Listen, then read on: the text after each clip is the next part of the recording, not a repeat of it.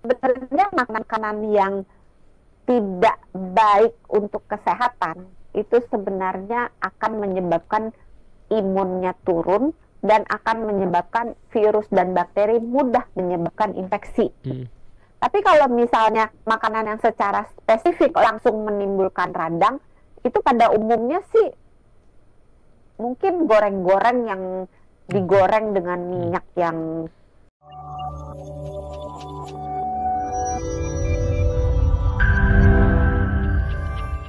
Selamat malam, Dok. Salah satu penyebab ngorok adalah amandel. Nah, kira-kira ada pantangan makanan nggak biar mengurangi ngorok ini gimana katanya, Dok? ya, terima kasih Mas Juan atas pertanyaannya, ini menarik ya. Amandel itu sebetulnya organ di dalam tubuh kita Mm-mm. yang normal ada.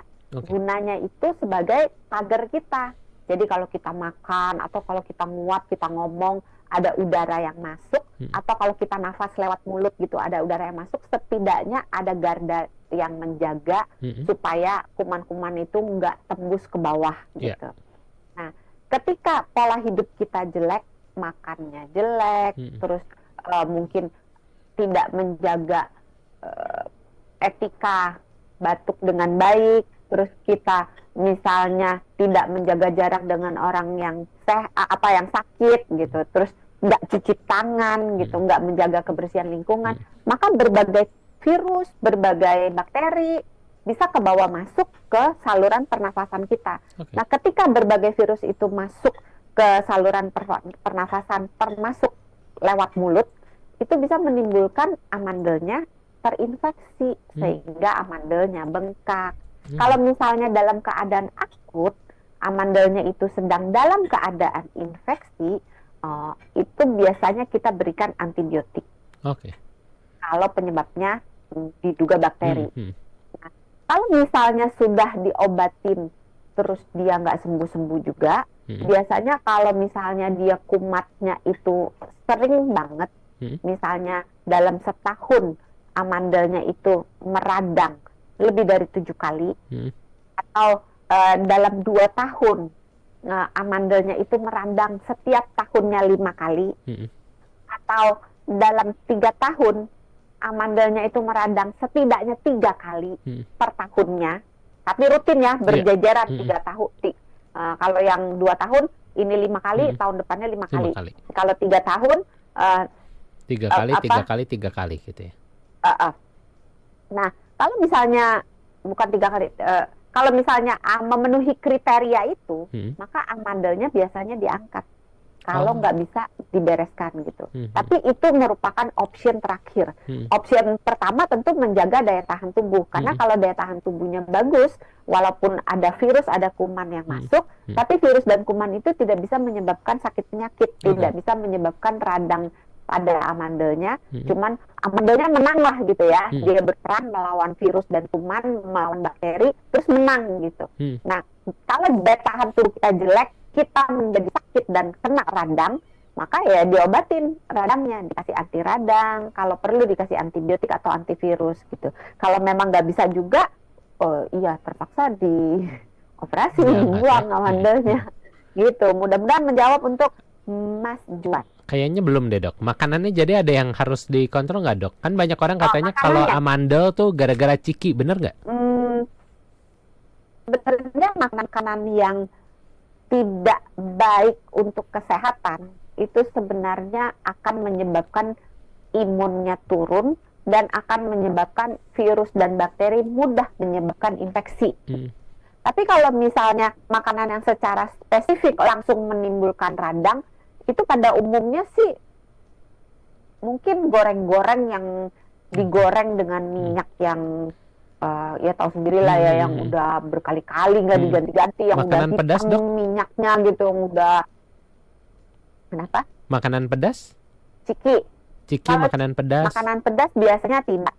Kalau ciki mungkin, karena gini, ciki-cikian itu snack ya, terus yang ultra processed food, itu pada umumnya mengandung pengawet, pada umumnya ada bahan-bahan tambahan lainnya, ada pewarna, ada macam-macam ya, ada penyedap gitu. Nah, penyedap MSG atau micin itu pada orang yang tidak tahan dengan micin, atau pada orang yang ya tahan sih kalau dikit, kalau banyak nggak tahan gitu. Itu bisa menyebabkan gangguan pada saluran di tenggorokan gitu. Jadi bisa aja memicu kemudian amandelnya jadi meradang. Memicu ya, bukan menyebabkan. Jadi mempermudah keadaan si amandelnya itu meradang. Jadi pada umumnya makanan-makanan yang tidak sehat sebaiknya dihindari, karena makanan yang tidak sehat tentunya tidak akan membuat imun kita jadi jelek gitu. Jadi makanan yang terlalu tinggi gula, terlalu tinggi garam, terlalu banyak goreng-goreng, itu pada umumnya kan akan menurunkan daya tahan tubuh. Padahal daya tahan tubuh dibutuhkan supaya amandelnya tidak meradang. Gitu. Mudah-mudahan menjawab untuk Mas Juwan. Siap. Kita ke pertanyaan berikutnya, ini kelihatannya menjadi menarik karena ada dua orang sekaligus yang menanyakan hal yang sama di malam hari ini, Dok. Ada dari Yeni di Bekasi, ini menanyakan apakah anak-anak mendengkur wajar? Apa harus dibangunin atau seperti apa ketika mendengkur? Saya ada hipertensi dan juga syaraf kejepit di jari tangan, kata anak, maksudnya itu gimana ya? Di jari-jari tangan, kata anak. Saya suka saya suka ngorok. Apa itu karena penyakit, Dok? Artinya nih baik anak maupun ibunya juga ini mendengkur ketika tidur. Pertanyaan yang sama juga ini disampaikan oleh Ibu Oriza di malam hari ini. Apakah boleh orang yang ngorok ini dibangunkan atau dibenarkan saja katanya bantalnya? Karena pernah om yang datang berkunjung ini ngoroknya keras banget. Lalu ini lalu jadi bingung ya harus diapakan. Ini apakah membenarkan bantal ini betul membenarkan bantal bisa mengurangi dengkuran ketika tidur? Silakan, Dok. Iya, kita jawab dulu dari Ibu atau Mbak Yeni di Bekasi ya. Anak-anak mendengkur, bagus apa normal atau tidak gitu. Kembali lagi tadi, kalau dia mendengkurnya hanya sekali-kali aja, mungkin dia habis main gitu kan, rame gitu, saudara datang gitu, yang nggak apa-apa, kecapean aja gitu. Tapi kalau dia mendengkurnya rutin, itu harus dicek, dibawa ke THT, dilihat biasanya nih, pada anak-anak amandelnya membesar, sehingga amandelnya itu menutup jalan nafas itu, atau dia ada reaksi alergi di area hidungnya sehingga jalan nafas di area hidung itu tersumbat gitu ya. Jadi dilihat, kalau sekali-sekali biasanya tidak apa-apa, tapi kalau rutin, apalagi keras, apalagi disertai dengan henti nafas, maka hati-hati, jangan-jangan itu namanya kita OSA, obstructive sleep apnea.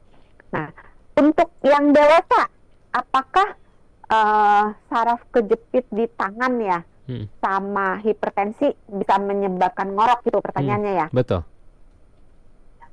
Kalau misalnya saraf kejepitnya di tangan biasanya tidak. Ada gangguan saraf yang bisa menyebabkan ngorok, spesifiknya obstruksi jalan nafas yang disebabkan di sentral. Jadi di otaknya ada gangguan saraf yang menyebabkan perintah supaya otot bernafas melakukan pekerjaan yang bernafas itu diblok gitu. Jadi otaknya dalam tanda kutip lupa. Jadi nggak nafas orangnya karena nggak ada gitu. Tapi itu tidak di tangan. Jadi kalau di tangan biasanya tidak berhubungan secara langsung dengan ngorok. Tapi kalau hipertensi mungkin secara langsung tidak, secara tidak langsung bisa. Karena orang-orang yang hipertensi pada umumnya, bukan pada umumnya, banyak juga yang berat badannya berlebihan alias kegemukan. Nah, orang yang memiliki berat badan berlebihan alias kegemukan itu mempunyai resiko untuk menderita obstruksi atau sumbatan di jalan nafas yang lebih tinggi daripada orang yang berat badannya normal. Dan sebaliknya, orang yang mengalami jadi namanya OSA, obstruksi jalan nafas, itu biasanya akan menimbulkan resiko yang lebih tinggi untuk dia terkena hipertensi karena kan kualitas tidurnya buruk. Kalau kualitas tidurnya buruk, secara hormonal badan kita akan mengarahkan kita untuk ujungnya itu adalah kena hipertensi, kena diabetes, kena resistensi insulin. Nah, mana yang ayam, mana yang telur, kita udah nggak tahu nih kalau udah gini. Apakah hipertensi menyebabkan dia ngorok atau ngorok menyebabkan dia hipertensi gitu. Jadi untuk Ibu Yeni mudah-mudahan menjawab.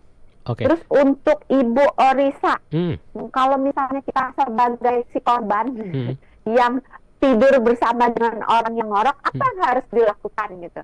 Biasanya kita geser supaya tidurnya jangan terlentang. Karena kalau orang tidur terlentang, otot-otot dan jaringan lunak di sekitar jalan napas lebih gampang jatuh ke belakang dan menutupi jalan nafas. Jadi kebayang nggak kalau dia terlentang, jadi lidahnya kayak ngeplak ke belakang gitu kan. Betul. Ketika dia miring, entah sisi kiri yang ada di ranjang atau sisi kanan yang ada di ranjang, jaringan di jalan nafas akan jatuh ke arah sisi ranjang yang ditidurin itu. Kebayangkan ya, secara gravitasi. Jadi nggak nutup jalan nafas. Nah, maka kalau ngelihat orang yang ngorok, didorong supaya tidurnya miring. Terus dilihat kalau misalnya dia berulang sering banget, atau ngoroknya keras banget, atau ngoroknya disertai dengan henti napas, sebaiknya segera ditangani. Kalau ngoroknya cuma sekali-kali karena capek doang, nggak apa-apa sih. Gitu. Mudah-mudahan menjawab untuk Ibu Orisa. Dok San, ini ada pertanyaan yang belum dijawab nih dari keduanya. Ini apakah harus dibangunkan ketika ada orang yang tidurnya mendengkur, Dok? Enggak, kan tadi udah saya bilang nggak perlu dibangunin, dimiringin aja.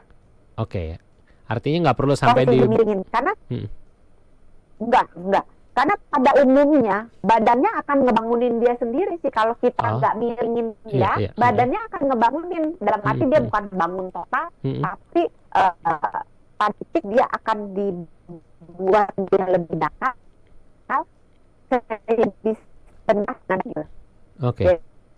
Jadi nggak perlu, tapi di bawah posisi tidurnya itu miring. Kalau anak-anak mau belajar, orang tua juga bisa ganjal area kepala, leher, dan punggung badan. Karena kayak begitu itu si badan buat hanya doang tinggi dari situ. Supaya nggak sih? Nggak kedengeran, Dok San. Area kepala. Halo? Ya. Kedengeran? Nah, ini kedengeran, Dok. Yang tadi nggak kedengeran, Dok. Kepala, leher, dan punggung atas ditinggikan. Ditinggikan. Jadi jangan cuma kepalanya doang. Nah, kalau kepala aja orangnya kan jadi nekuk begini kan. Kebayang ya nggak belakang kepala. Berarti kan orangnya bisa jalan kecil. Kebayang? Kebayang. Jadi intinya bagian kepala, leher dan punggung ditinggikan. Baik.